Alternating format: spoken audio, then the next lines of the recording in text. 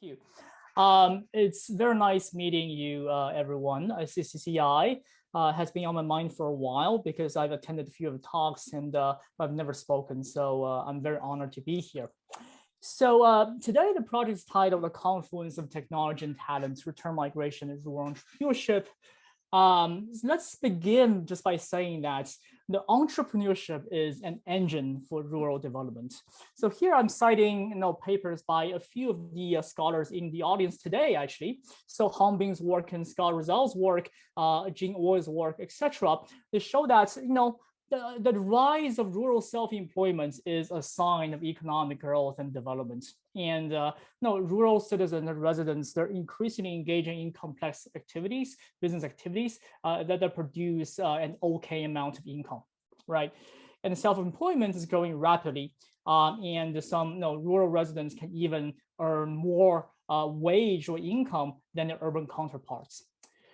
But despite these progress, rural entrepreneurs who they face particular difficulties in growing their businesses, despite making up 44% of the population, the rural citizens.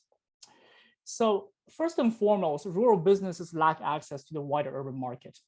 This picture I'm showing here is the Mekong Railway market outside of Bangkok, right? So farmers from nearby provinces like to come to this market because they can sell their products directly to the tourists, while skipping the many layers of intermediaries should they be selling from their home villages. So this showcases the amount of difficulties they have to overcome in order to reach the more high-paying, the higher-paying segments of the customers. So in addition to the lack of market access and local market opportunities, rural areas also lack complementary products and services, which hamper the usage of tools, especially the newest form of business tools, including digitized tools and e-commerce tools. And rural entrepreneurs often may suffer from a sparse local information environment, which help them decipher what is going on in the business in the market environment, right? Meanwhile, a lot of people are saying that, there are lots of return needs, right? So because the rural residents, they go to the cities, become migrants, and they return to the home villages. This might be the solution to jumpstarting high-performance businesses in less developed parts of the world. So what I'm showing here is basically a picture of Colin Huang, who is the founder of Pinduoduo, one of the, I guess, the top 3 e-commerce platforms in China right now, after a really fast rise.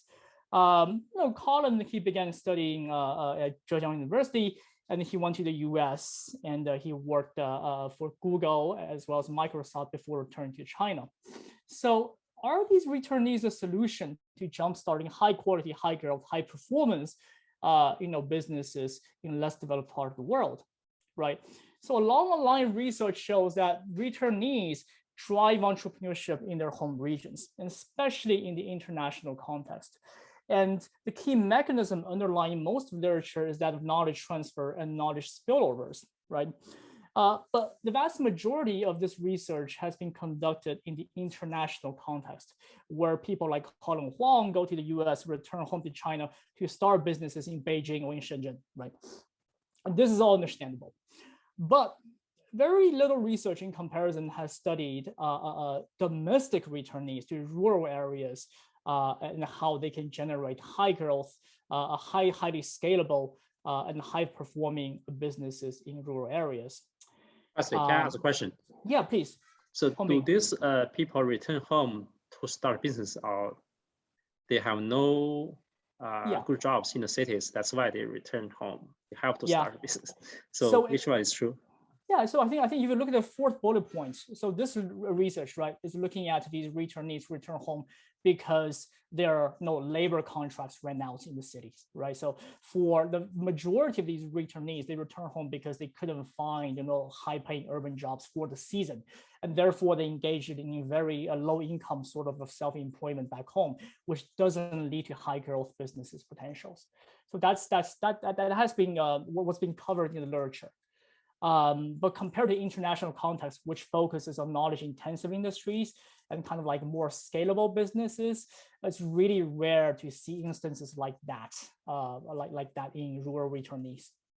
So your let me just follow up on that. So your rural returnee, your rural returnees are basically all, I mean, because, you know, every village or every 2 or 3 villages will have a college student, right?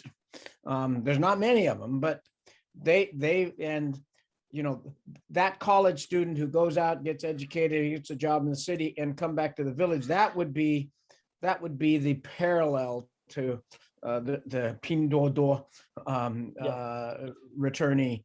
Are you looking at those guys, or are you looking at the guys that Hongbin just talked about, the guys who worked in the factories or you know, rode their bike around Beijing delivering food and then came back? We are focusing more on the former type, which is the high skilled returnees who have worked maybe higher paying jobs in the cities and who are endowed with more business experiences and expertise. So we're focusing on that crowd. But this is not to say that we are ignoring kind of the low income group either, because, you know, once in a while you have, you know, people who go to the cities for contract work, labor contracts, and they picked up some knowledge and come home and become entrepreneurs. It's rare, but it happens. But to answer your question, Scott, we're focusing more on the highly skilled returnees, and you'll see in the setting. So this paper is focusing on these domestic returnees to rural areas and the potential for them to jumpstart kind of highly scalable and high growth businesses back home. Well, we're studying this because in the last 10 years, a new phenomenon has emerged in that more grassroots entrepreneurs are taking advantage of these online platforms to sell their products. So for example, these young people have returned to their home villages to set up these e-commerce businesses to help these farmers sell cantaloupes online. So, I mean, Scott Rosell and I were just talking about 2 minutes before the talk, and he was saying, you know, starting from 10 years ago, you know, all these rural kind of like e-commerce entrepreneurs are basically who have city experience and go back and start calling themselves a farmer, but they basically help other farmers sell. So this is probably the most typical form of, you know, online entrepreneur in the rural areas, but there are other types as well. So as we dig into the study, we'll find out what they are. So, well, in light of the rise of online platforms that have reached, you know, some rural areas around the world, we're asking the research question in the study, which is, how does return mobility affect the performance of rural online entrepreneurship? And we chose to focus squarely on performance rather than the rate, because we think that performance is less clear or less predictable, right? So if you see more people returning to rural areas, then you would expect, you know, the founding of more businesses. That's not all that surprising. But in terms of performance, we don't know that, because on one hand, you have knowledge transfer, right, from these returnees, but on the other hand, they're still sort of limited by the limitation in terms of complementary assets and the local information environment in the rural areas. So it's not all that clear that these returnees can actually leverage these new digital tools to transfer their knowledge better, or help these digital kind of enterprises grow faster than before. So yeah, again, the study is centered on performance rather than the rate of entrepreneurship. So to answer this research question, we formed 3 concrete hypotheses. First, we know that, you know, mobile workers such as return migrants, they bring knowledge and best practices to their destination regions. So there's a long line of literature in management and organizational theory that talks about how, you know, knowledge basically spills over and gets transferred to where these mobile talents are going. So we predict that increased return mobility is associated with better performance in rural online communities. That's the first hypothesis. Next, we try to study the heterogeneous effects across the population segments. In the second hypothesis, H2, we differentiate between newly founded businesses and existing businesses. And we propose that the effect of return mobility on the performance of rural online businesses is more positive for newly founded business than for existing businesses. This is because, now, for newly founded businesses, there is a higher likelihood that these return migrants are the actual founders of these businesses. So the return migrants are actually the entrepreneurs themselves. As a result, their influence on these businesses is likely to be stronger, and their knowledge can be applied more directly to improve the performance of these businesses compared to the case of existing businesses, which I guess benefit from the channel of knowledge spillovers. So I still would need to know your comparison is with like businesses that are being run in the cities, or are they like businesses that are being run in the rural areas? I mean, what you keep saying compare they have a better performance than this, but who are you comparing it to? I mean, businesses out in those villages, I think there's zero village. There's nothing out there, right? I mean, there's people that come into the village and buy stuff and take it away.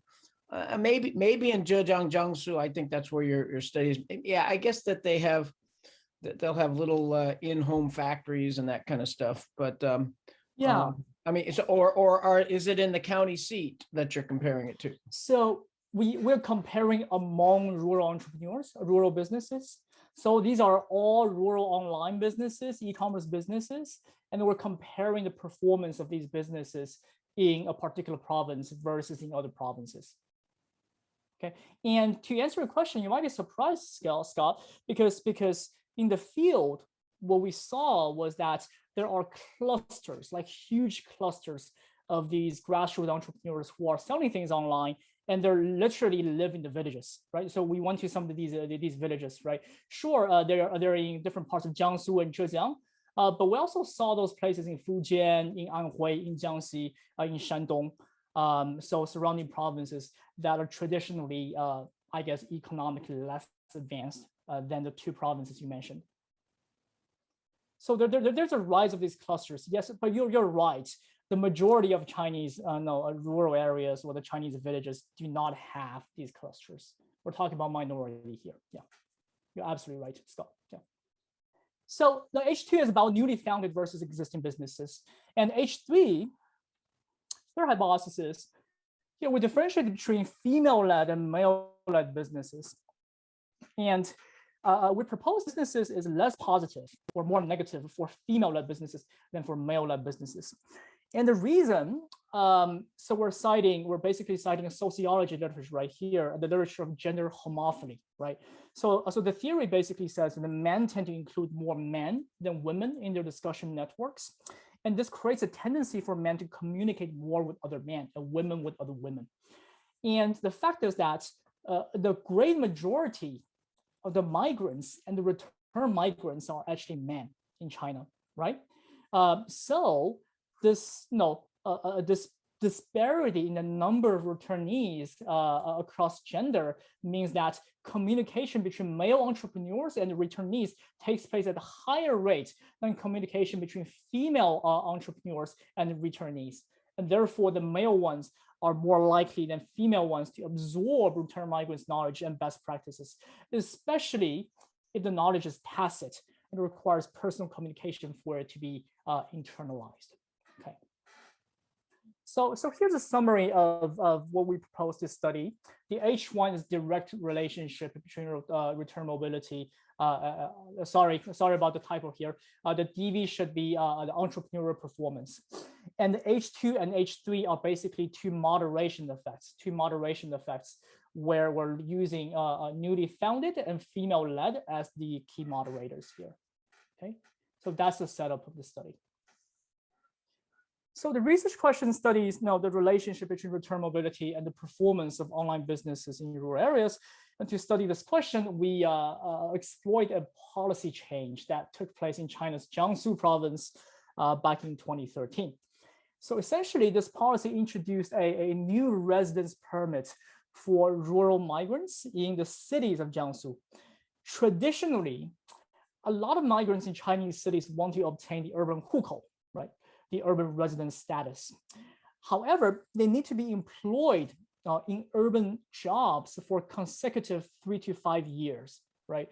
So during that period of time, it's really hard for them to go back home for an extended period of time because they might lose their place in line if they lose their job in the cities. And one of the new provisions of this new residence permit in Jiangsu was that rural migrants are no longer held to the strenuous requirements of continuous employment for 3 to 5 years. So if they want to wait for the urban hukou, they can simply obtain the new residence permit. In Chinese, we call it 居住证, right? They obtain the residence permit first, and then they can transition that into an urban hukou in due time. So with this new policy, right, rural migrants can keep their place in line for the urban hukou without having to be physically employed in cities. And the argument here is that this policy essentially allows them to go back home more often and for longer periods of time. And let's take a look at this policy more specifically in terms of the changes that come along with the provisions. In the first show, so we're talking about the requirements to get the urban status with the urban hukou. Before policy change, it was 3 to 5 years continuous urban employment and participation in urban insurance. And after the urban policy change, this new residence permit can be transitioned into urban status later in due time. Second row, do they need to be in the cities? Before the policy change, it was a hard requirement for whoever is seeking the urban status or the hukou to be in the cities consecutively or continuously. And after the policy change, there's no longer a need to stay in the cities over time. At least if you're okay with going back without a job, you obtain a new residence permit, and that's fine for you to leave for like a couple of months, and that's fine, right? And the third row, the impact of migrants who are seeking the urban status. Before the policy change, they would likely stay in cities to wait for the urban status, right? And after policy change, they had more freedom to choose whether to stay or to return, and when to stay and when to return. So the third row, I think, is very important here, because we're focusing on the impact, on this policy impact on migrants who are seeking the urban status. And this goes back to Hongbing's early question on what kind of migrants are we talking about? Are we talking about migrants who are short-term labor contracts and go back after the labor season is over? No, we're focusing on the migrants who are seeking the urban status, which tend to be higher skilled, people with more education, and more entrepreneurial and more ambitious rural migrants among the migrant population. So let me give one more example just to contextualize this concept, this policy change. In the U.S., I think this applies to many people, some people in the audience. Is as a foreigner in the U.S., you want to get a green card, right? So for the green card, you would have to wait in the U.S. for a consecutive period of 5 years, right? So you have to stay in the U.S. for 5 years, and you cannot be away from the U.S. for more than half a year in any of these 5 years. So essentially, it's a mobility barrier that prevents foreign talent in the U.S. from leaving the U.S. If they want to get the green card, if they want to keep their place in line. So imagine there's a policy change in the U.S. All of a sudden, it allows you to, hey, apply for a certain permit. And now you can spend your time in Singapore. Like you can spend 3 years in Singapore in the 5 years and still get the green card. Would you be more likely to go back to Singapore in that case? Probably yes, for a lot of people. So that's the analogy I would draw here. So I'll pause a little bit here. Any questions, comments at this point? Yeah. This policy change. If I'm a rural person inside this county in Jiangsu, right? And I want to get my hukou, I have to be from that county, right? Or I can't come from Sichuan and stay there for 3 years and then go back, or after the policy change, I can't just come there, get a residency permit and go back to Sichuan and get a hukou in some Jiangsu county, right? This is for local county. No, you can, Scott. Sorry for interrupting you.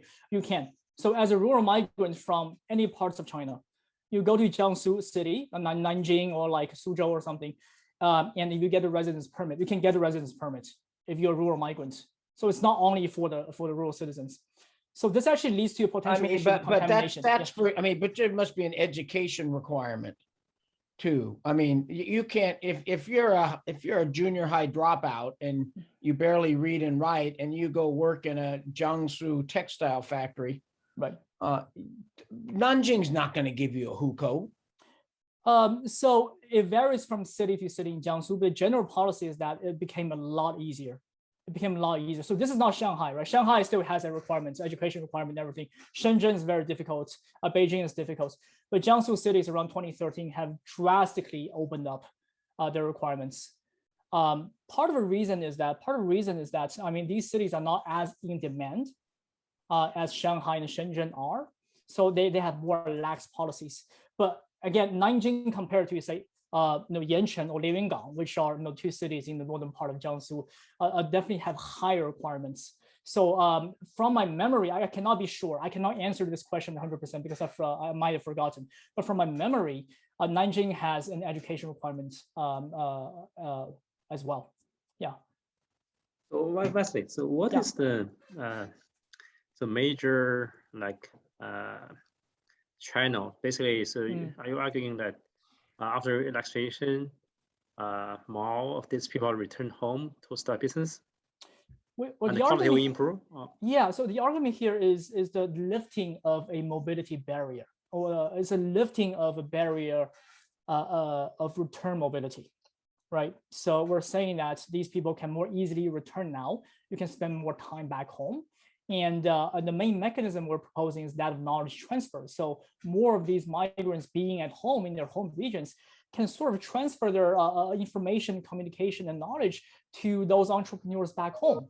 I mean, they can start their businesses as well, but I think the primary mechanism, primary channel through which the rural entrepreneurship online can be improved is through knowledge transfers from these returnees. Yeah. So basically, before they couldn't go home. They had to stay in the city waiting in line for the green card. Yeah. Is that what you mean? Yeah. So before, like, if you want to get a hukou, if you want to get a Nanjing hukou, you gotta be in the city, right? You gotta be in the city for 3 to 5 years. At least you gotta be employed in the city. So I mean, if you work, if your company allows you to be back home like for forever, so, that's fine too. But that's so rare, in your data, you observe people who have urban hukou, who do not have urban hukou, right? You have before and after the change, right? Is that the data? We have macro level. We have macro level data on that, but data is more e-commerce data, so it's at the business level. So we don't. So this is not verified, right? This hypothesis is not verified directly, right? It's not verified directly, but we're trying to supplement with some sort of macro data to show the trend. So I show in a few slides. Yeah. Okay. All right. So that's the policy change. It's very important for everyone to be on the same page here. And let's go into the data in the setting more. So in terms of data, a very brief overview. It's data from a leading e-commerce platform in China. And we're looking at around 2,212 randomly selected rural e-commerce businesses. And in this paper, we call them REBs for short. And the region is Eastern China. So granted, it's a more developed part of China for sure, and where e-commerce first took root because Alibaba was coming out of Zhejiang and everything. And the period we're looking at is a period of 10 months from May 2013 to April of 2014. And the data is at the business month level. So this is not individual level data. We're looking at these rural e-commerce businesses at the business month level. So in terms of overarching regression, I think it's a very simple, very parsimonious model right here, where we have performance as a DV in terms of sales. And then we're looking at this interaction term between post-policy change with the treatment variable and the Jiangsu province dummy variable.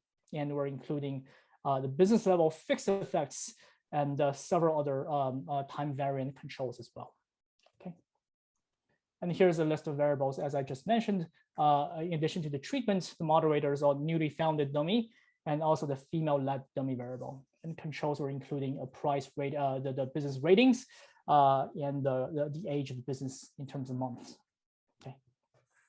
A few more words on the identification strategy. I think the relationship between return mobility and entrepreneurial performance is exposed to a wide variety of endogeneity issues. But there are three, I think, assumptions that need to be satisfied for this identification strategy to be valid. The first one is that the policy change needs to bring about relevant change in migration pattern. So that corresponds to Hongbin's concern earlier about whether we're seeing this or whether we're just proposing or theorizing on this. We're going to provide some macro level data to support this. And the second assumption needs to satisfy is the exclusion restriction, right? So the policy needs to be exogenous to the entrepreneurial outcomes in our dependent variables. And the third one is that of sutva, right? Basically, it's a concern with the potential contamination or spillage. And the assumption states that the potential outcomes of the control group should not be affected by the policy change. So there is some sort of contamination in this setting because migrants into Jiangsu cities, they can also leave the provinces and go to neighboring provinces as well. And we're going to talk about how we address this to the best of our capability. So did the policy change lead to a relevant change in return migration? Our argument is that it did. So this is macro level data, the change in the mobile population, right, in cities of Jiangsu. And you can see that compared to the neighboring provinces, Anhui, Fujian, Jiangxi, Shandong, and Zhejiang, in Jiangsu provinces, you have the lowest kind of like people moving into the cities in Jiangsu afterwards. So this is for starter. In addition to that, this is the change in mobile population in the village level, at the village level between 2013 and 2015. And you can see that more mobile population, they're reported as being in the villages in Jiangsu than any of the other provinces. In addition to that, this is the interesting one. So this graph is showing you the kind of rural households, the number of employed people per household, right?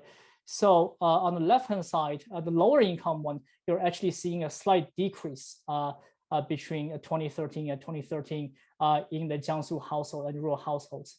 So maybe among the poor families, people are leaving their households.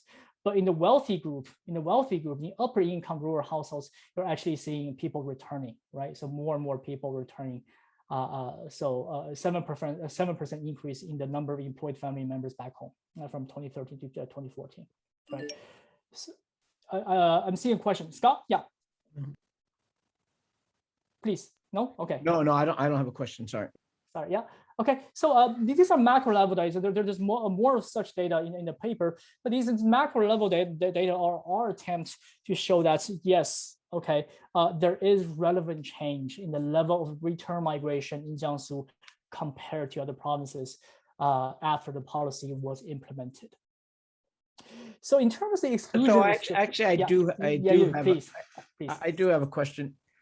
I mean, if you go from Shanghai to Nanjing, you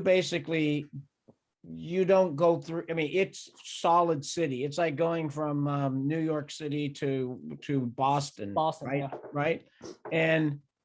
But in China, the villages are still villages. They're just urbanized villages. And there's massive numbers of them. I mean, why isn't this just a urbanization? This is just a function of the urbanization of Jiangsu villages, right? And and I mean, we're now urbanized. So yeah, I can live and work in right. Palo Alto when it used to be a suburb of San Francisco, but now it's built up, and so I live in Palo Alto, and I don't have to go into San Francisco and work. Yeah. How does your data not be differentiated from that? Yeah, so I think what you're saying here pertains to this point, right? Exclusion restriction. And the concern is that there might be some sort of economic trends or like trends of urbanization that differentially affected these Jiangsu population in comparison to the other provinces, right? But in fact, most of the data, economic data at least, shows that the Jiangsu economy, right? If you look at the macroeconomic trends, was not really outperforming nearby provinces, especially including Zhejiang, in that period of time. So there wasn't a higher fluctuation in the economic growth, especially in the rural economic growth in Jiangsu before the migration policy change, right? So in addition, we include a bunch of control variables corresponding to the local economic conditions. And we conduct several matching analysis that take into account kind of like the local economic factors to make the treatment group and the control group more comparable.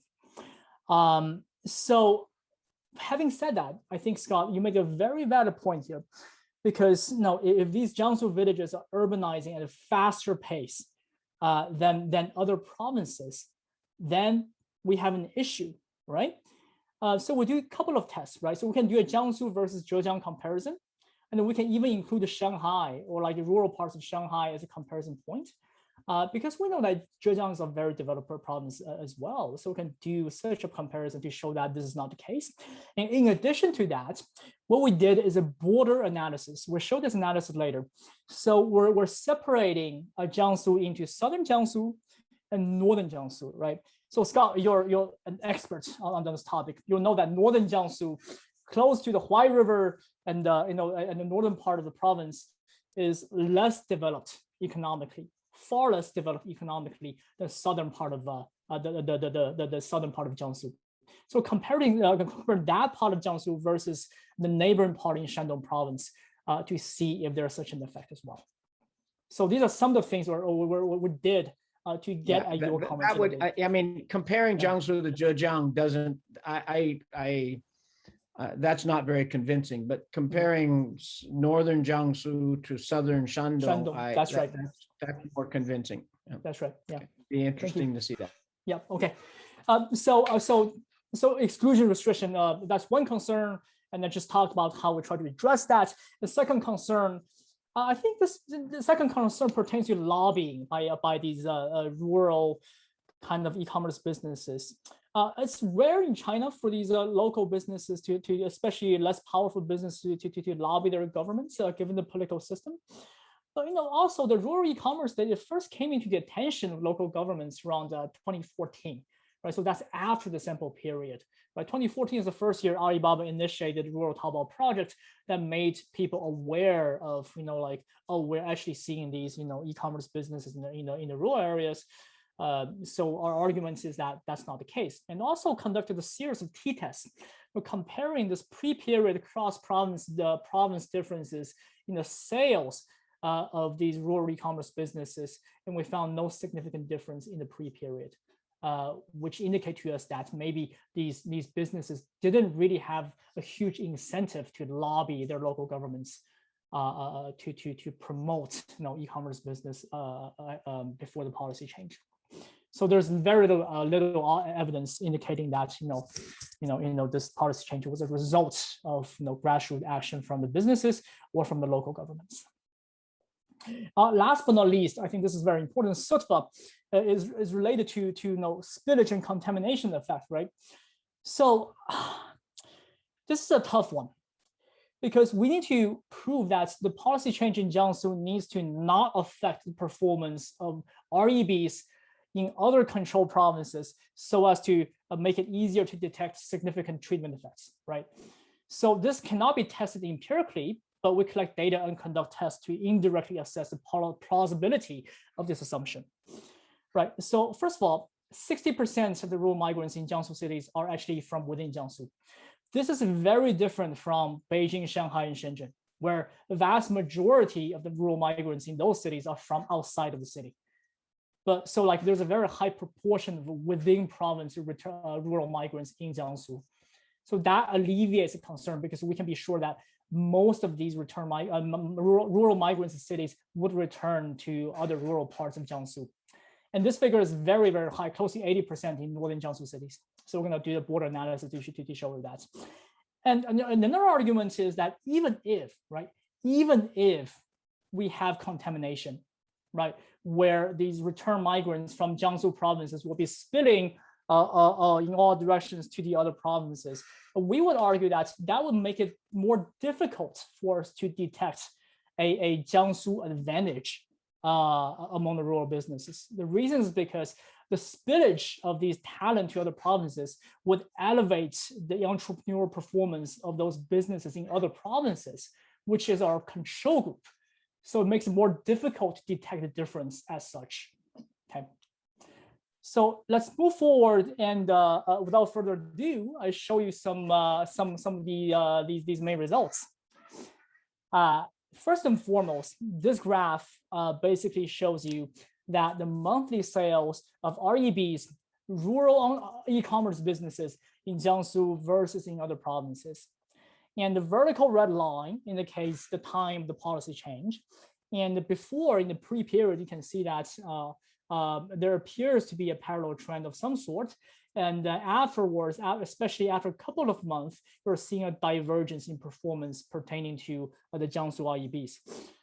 Statistically speaking, regressions show that Jiangsu provinces, the Jiangsu REBs are about 19% higher performing in terms of sales relative to the non-Jiangsu ones after the policy change. And this map basically maps out sort of the change in monthly sales in absolute terms in pre and post period change, right? So the red basically means there's an increase, and blue means there's a decrease in monthly sales.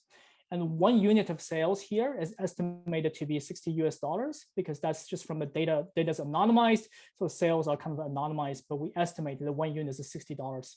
So Jiangsu, we can see that is 3.8, so around 4. So a Jiangsu business on average had a $200 monthly increase in income, right? So that's actually a very high income increase compared to the other provinces. In other provinces, you see a decrease or a more minor increase. All right, so let's take a look at the border region analysis. But by the way, these diagrams, these graphs, are supported by regressions. They're mapped from the regressions. Okay, so we're selecting the 6 northern Jiangsu provinces. I think that includes cities like Yancheng and Liuyungang, Suqian, Xuzhou, and a couple more. I forgot exactly. In Shandong, southern Shandong consists of four prefectures. 4 prefectures. So I think it's Zibo, and I think Dexing is one of them. I don't have the exact list, but off the top of my head, but the 4 in southern Jiangsu. As you can see here, in terms of the absolute change in the border regions, Jiangsu province are just basically higher. And interestingly, this big blue dot right here at the border region is also pretty high in terms of the absolute change in sales. But regression also supports the pattern that in northern Jiangsu, you're seeing significantly higher sales performance in the post period than in southern Shandong. So let's take a look at the second hypothesis, which predicts that the existing businesses are going to benefit, and the newly founded businesses are also going to benefit. But at the same time, the newly founded businesses are going to benefit more from returning migrants. And the reason is because there's higher chance that these newly founded businesses are actually founded by these migrants. So the migrants have more direct influence. But if we do this kind of interaction term right here, it's actually not significant. So the hypothesis is not supported, indicating that both newly founded and existing businesses that benefited to similar degrees compared to the non-Jiangsu counterparts after the policy change. So Wesley, yes. Can I ask one question? Can you go back to the map where you have all those provinces? Yiwei, yes. Yes, Yiwei, yes. So my question is about, like, say, maybe I didn't understand correctly, but I was thinking like other provinces will benefit from this policy bigger, like much more in the sense that, say, Jiangsu residents or Jiangsu migrants, they can go back to their hometown more easily because they are kind of close by. But like migrants from other provinces, like they actually benefit from this policy a little bit more because they in the past they don't have time, they don't have resources to go back. So now this policy allows them to go back. Don't they benefit more? Interesting. So I think you would have a point if this change was larger scale, as in like multiple provinces adopt this policy change. And the data I showed before, remember? So a vast majority of the migrants in Jiangsu are within province, Yiwei. which means that if the policy is implemented, if they should return home, they most likely return to within the province, to their villages within the province. So the spillage or contamination into other provinces is actually very minor, right? Okay. So in other words, these migrants, rural migrants in Jiangsu cities, most of them, they go back to their villages in Jiangsu rather than to other provinces, right? So this is, I mean, if you're from Shanghai, this might be a little difficult to understand because you know, I'm from Shanghai myself, so I had to wrap my head around this a little bit at first, because I was thinking, oh my God, in Shanghai, every migrant is from like outside Shanghai. They should just all leave, and no one stays in Shanghai. But that's not true, right? So in Jiangsu, actually, the within province migration is very high. So then the effect you are saying here is more about like Jiangsu business out competing other provinces like business. Okay. Right. That's right. That's right. Okay. Thank you for the question. Yeah. Okay. So H2 is not supported. We don't find a significant difference between newly founded and existing businesses. So H3, let me point your attention to this one. I think this is probably one of the highlights of this paper. Is we find a significant gender disparity in terms of their ability to benefit from return mobility. This is a little surprising to us because originally we would think that, hey, this digital entrepreneurship, online entrepreneurship is supposed to level the playing field, right? Because the buyers, they don't even see the sellers, right? So if you want to be discriminatory from the buyer side, you cannot. But there is a lot of factors on the seller side, on the supply side, that sort of distorts the performance implications, the performance effects. So here you can see the gender disparity very clearly in this graph. The green line, the highest line right here, pertains to male-led businesses, male-led REBs in Jiangsu, which just took off after 3 months, right? After a couple of months after the policy change. And the female-led businesses, REBs in Jiangsu, its performance was basically very similar to the other two categories, to the non-Jiangsu REBs, right? So in terms of regressions, I think I'm red boxing these key results here, which you can see that in column two, here's the triple interaction. The triple interaction term between the Jiangsu and female-led dummy and the post-policy change dummy is negative, which indicates that females were performing worse. They had less of a comparative advantage than the male-led Jiangsu REBs in the post period. So interpretation is very difficult. So we break it down into column 3 and column 4, the two subsamples, right? So there's the female-led businesses subsample and the male-led business subsample right here. Okay, so what we do here is to do the same regression and look at the coefficients on the Jiangsu times post-policy change dummy, this treatment variable. You can see that for female-led businesses, there is still sort of advantage, right, compared to their non-Jiangsu peers, but the advantage is not as prominent as the male sample, as the male-led Jiangsu REBs over other non-Jiangsu male REBs, right? And this difference, the difference between the two coefficients is actually statistically significant as well. Yeah, but so what's your point? I mean, basically what your story is they go into the city, they get some experience, and then they go home and start these businesses.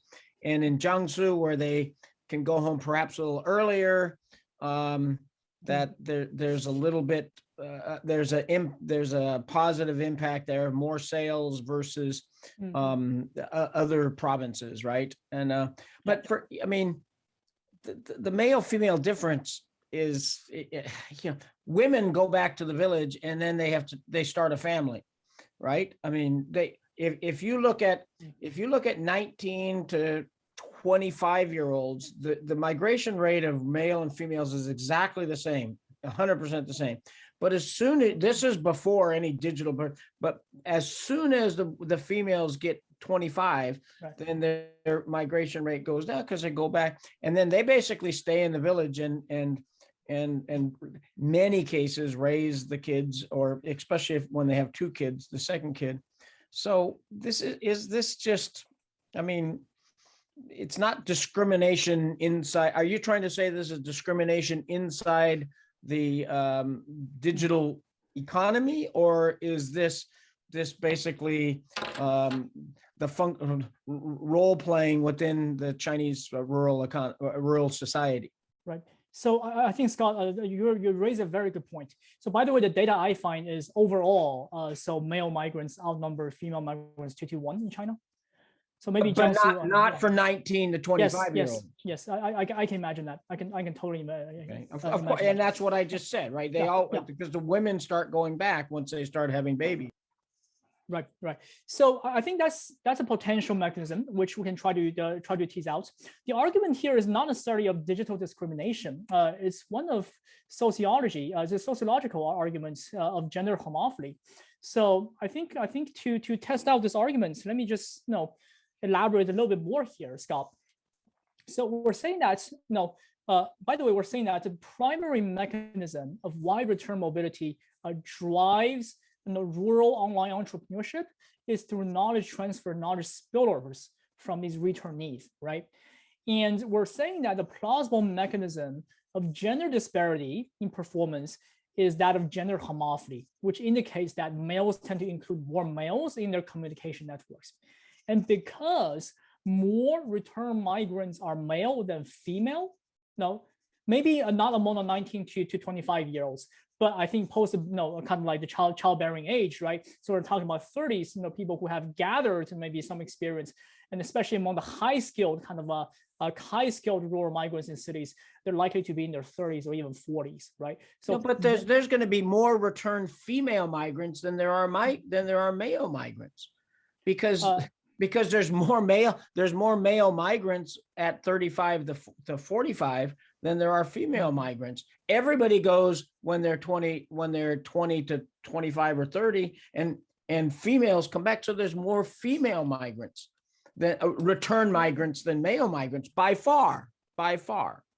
Okay, well, so we got to think more carefully about this, but what you're saying might be the baseline condition, right? So we're saying the baseline condition, this is a pattern, but what we are saying is that there is a policy change, right? It's a policy change that alters this baseline condition, that disrupts this equilibrium, such that more of the high-skilled migrants who are more ambitious, who are high-skilled, who are waiting for the urban hukou in the cities, now they can return more easily. And our argument is that among that population, there is going to be more male than female. Got it. You say it that way. I think that's very interesting. Thank you. So sorry about not expressing myself very clearly, but I think thank you so much for this back and forth, which gets me to reach the point I want to make. Thank you for that. So again, we're saying here the gender homophily results in like more males talking to male, and if more males from that high skill population return home, then the male entrepreneurs or the male-led businesses are going to benefit more, right? So in order to kind of test this plausible mechanism, so we divide the sample into regions with more versus fewer female return migrants relative to male historically. So we'll collect the data on historic ratio of male-female ratio of migration. And we ran the regressions with the same triple interaction term, right? So basically what happened here is that in regions where historically fewer women become rural migrants than men, right? So the female-led REBs are especially likely to suffer. So what this mechanism test is suggesting is that the gender homophily mechanism might be at play here. It's at least one of the prominent mechanisms driving this gender disparity here. Okay. In summary, apologies, on the right-hand side, this should be entrepreneurial performance. All right, so this is entrepreneurial performance. So H1 supported, so return migration does drive entrepreneurial performance, but there isn't a big difference between newly founded versus existing businesses, but there is a huge difference in terms of female-led versus male-led. Several additional results here. So even though the study is centering around performance, we also did founding analysis as a baseline analysis. And we found that the rural Jiangsu actually saw 28% higher rates of REB founding relative to the non-Jiangsu parts, right? And also, there's a sign that these REBs in Jiangsu are becoming more innovative as well in terms of a number of new products listed. So that's an interesting thing to note. Another thing is that we don't have these individual migrant level data, and we don't know their migrant status of individual entrepreneurs. So what we did to the best of capability from this data set is to look at relocation, right? So we found that more urban e-commerce businesses in Jiangsu, they relocated to rural areas at higher rates than those in other provinces, okay? And we did a between effect analysis using a separate database and found a 10% increase in the historical rate of return migration is associated around 0.42% of increase in REB sales. So this is to kind of add more generalizability to this study to show you that, hey, this is not only this particular change, but historically, this relationship might hold some ground as well. A battery of other robustness checks and tests include DID after cohort and exact matching, demand side effects, placebo test with urban data, and also take a look at the type of knowledge that is learned. So if you have any more suggestions on how to make this study more solid, or any other heterogeneous tests or patterns you want to see, please do let us know either during this talk or afterwards. In terms of conclusion, the key message here is that a confluence of digital technology and returning talent produces successful and scalable rural businesses. But that benefit is unevenly distributed across the population segments, for example, across gender lines, right? And we are, I think, some of the first scholars to kind of like focus on the concept of return mobility and return barriers specifically. Oftentimes, the migration literature is assuming, returning might be assumed, and then look at some of the results after returning. But we're saying that there are a lot of return barriers that need to be lifted in order for these migrants to go home and benefit their home regions. And it also contributes to the conversation around digital divide, which I think has mostly focused on the talent side. We're saying that returning talents is a very, very important dimension to understanding the digital divide. So having said that, I think we are right about on time, right? So let me conclude by saying thank you to SCCEI. I hope to attend this talk more often. Thank you on behalf of the co-authors. Please let us know if there's any comments, concern, or suggestion by emailing us. Here's my email, Wesley.Koo at INSEAD, and ce@stanford.edu. That's Chuck's email. Thank you very much. Thank you. Thanks, Wesley. So I just had one other question that occurred to me from the earlier back and forth with Hong Bin. I don't think this is the case given the timing of the results on the graph, but I wonder, Wesley, your reactions to the policy change. In addition to changing the ability or the lowering the barriers to go back and return, it could also potentially be affecting the pool of people who decide to opt in to migrate in the first place, right? And so I was trying to think through that a little bit, that maybe there's an alternative story here, that if you're more entrepreneurial, when the mobility barriers were there, you stayed in the city working as an employee. And then afterwards, perhaps if you're more entrepreneurial, then you decide to opt into migrating, given the lower barriers to return. Right. But that kind of story would take longer period of time to play out, I think. Yeah. So I think it's bi-directional, right? So this policy change is not just making things easier for people to return. The policy change, the aim of the policy change is to make this transition process easier for the rural migrants in the cities. So I think it can have multiple effects. I think some very young rural residents, they might think, hey, with this policy change, let me go to the city because it will be easier to live there. That's possible too. And over a longer period of time, I think that you can see that happening, right? I mean, to obtain this residence permit, there's also like a process. It's a very easy process, but maybe for those rural ones, the rural residents who have never migrated, they may not even be familiar with that. But it's definitely a good to check out what's going on in that. Yeah. Okay, now the floor is open. Yeah, I just have one. I'm sorry, I'll let the people ask questions. No, please. I just looked at. So I actually did my PhD dissertation in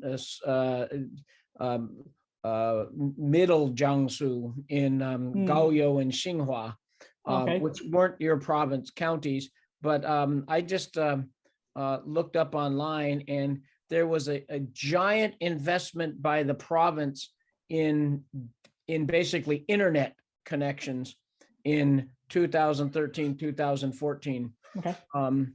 And so why, I mean, if that happened right at the same time as this policy change, let's say there wasn't the policy change, but you had a great big investment in internet, would that cause the exact same result? Now, so Scott, can I ask you if this is, number one, is this province wide?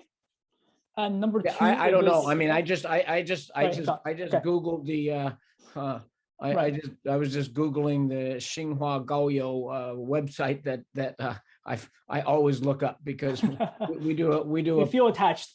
But we go back to the same households for the last 30 years. That's so awesome, by the way.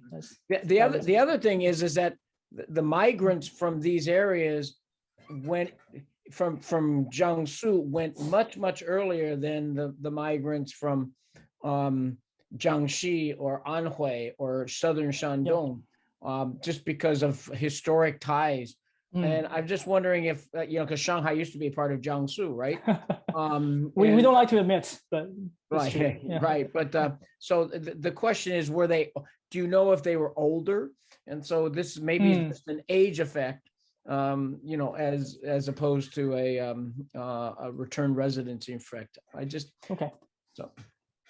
Yeah, thanks for that. So I think if there is, so if this internet investment, right, if this internet investment is only in Jiangsu and not in other provinces, and I think that would really kind of affect our conclusion here. So that's definitely something we need to check out. But I've collected data on internet access, internet speed before, and in the between effects analysis, so like not temporal analysis, we actually include that as a control for a particular year, and that didn't really result in that didn't result in any differences in terms of internet speed. Even given the differences in internet speed, we still find a kind of between effects, like a cross-sectional effect as well.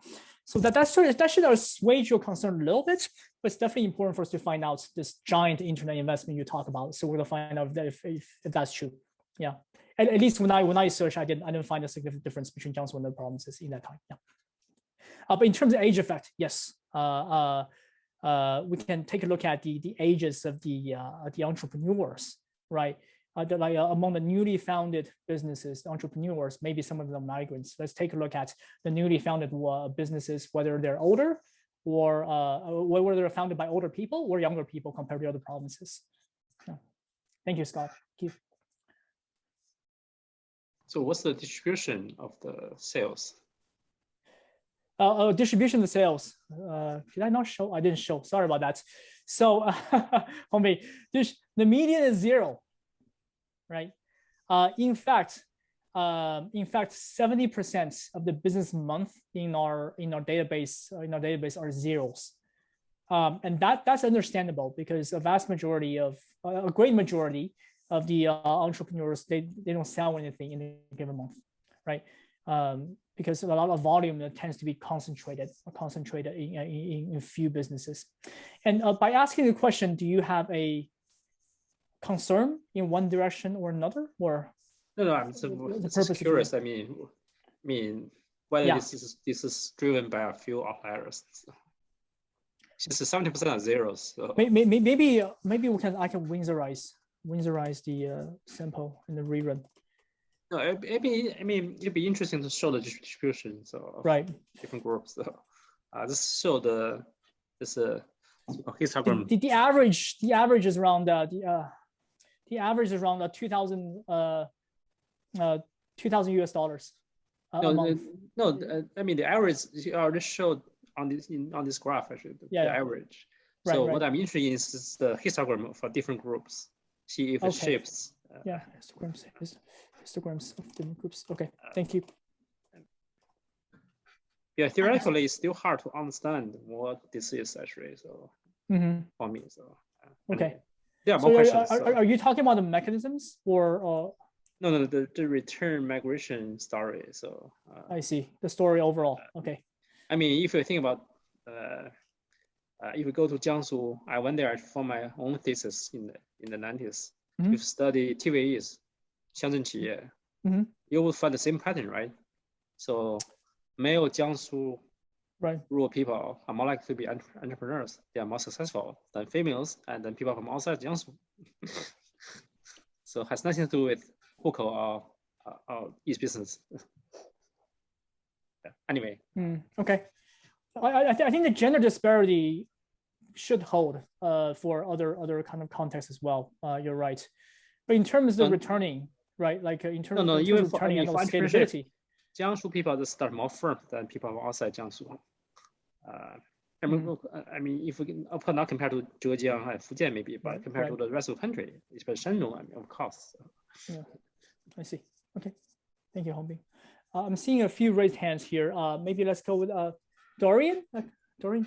Yeah, actually, I had a question that's related to Scott's comments because I don't know the specifics about Taobao villages, but I know that there's more Taobao villages in Jiangsu and Zhejiang than in most other provinces. So I was wondering, is this because they have better internet connection, as Scott said, or did Taobao also somehow encourage entrepreneurs in Jiangsu more to enter e-commerce? So that's a question I had. Yeah, thank you, Dorian. To answer your question, the Taobao Villages was an initiative by Alibaba. It was a promotion initiative that basically highlights the village clusters around China. Well, so in 2013, they outlined there are 7 villages in China that had sales of more than 10 million RMB per year, and also more than the 10%. I mean, more than 10% of the village population are engaged in e-commerce, or having more than 1,000 people engaged in e-commerce. So that's the definition of a Taobao village. In 2013, there were 7. In 2014, there were like almost there are 20 something, and in 2015 there were like 100. So that number definitely grows exponentially. But to answer your question, I don't think so. They would encourage Jiangsu villages in particular compared to other provinces. If anything, the Zhejiang is the province that benefits the most from this advertisement, the promotion of Taobao villages, simply because it is near the headquarters of Alibaba, and they're really gung-ho on kind of encouraging these villages around their headquarters to engage in e-commerce.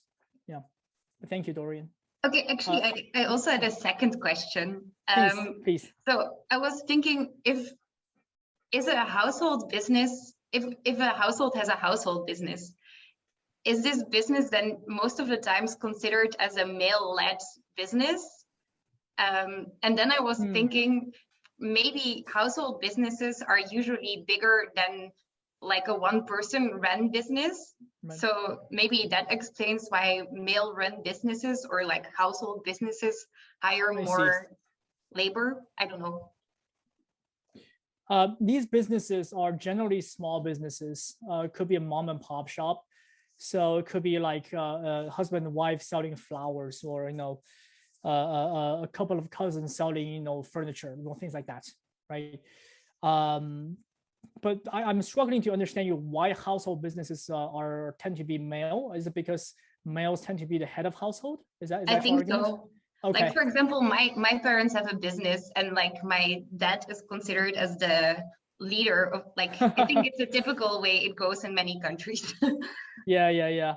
I think that's also generally true in China. So the definition of male-led versus female-led in this study is whoever the